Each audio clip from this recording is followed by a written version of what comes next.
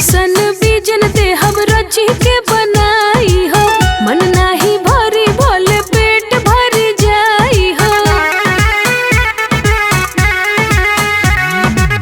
ऐसन बीजन दे हम रची के बनाई हो, मन नाही भरी भोले पेट भर जाई हो।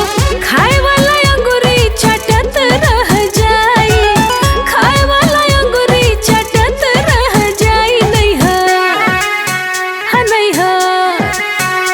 नैहर छेना के मिठाई ससुराल रसमलाई, नैहर छेना के मिठाई ससुराल रसमलाई। नैहर छेना के मिठाई ससुराल रसमलाई, नैहर छेना के मिठाई ससुराल रसमलाई। आहा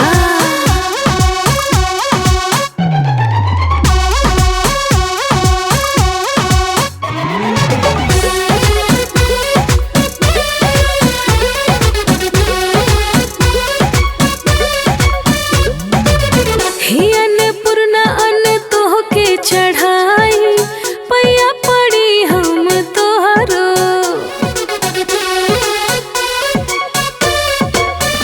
हाँ हे अन्नपूर्णा अन्न तोहके चढ़ाई पैया पड़ी हम तोहरो। खाना में ऐसन स्वाद दिहा हमारे, सबही बखान करे हमारे।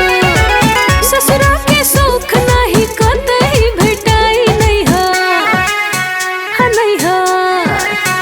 नैहर छेना के मिठाई ससुराल रसमलाई, नैहर छेना के मिठाई ससुराल रसमलाई।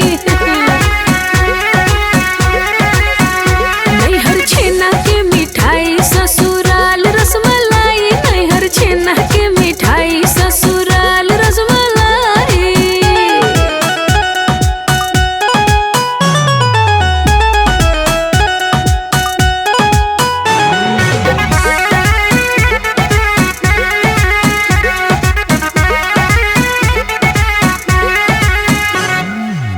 बढ़िया सहूर गुण देखावे जब सुहागन, खुश रहे घर के परानी।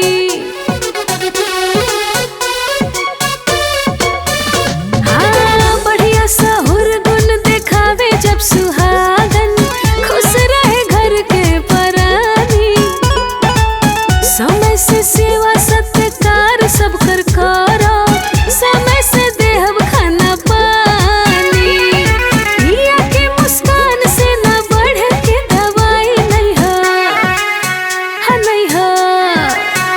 नैहर छेना के मिठाई ससुराल रसमलाई, नैहर छेना के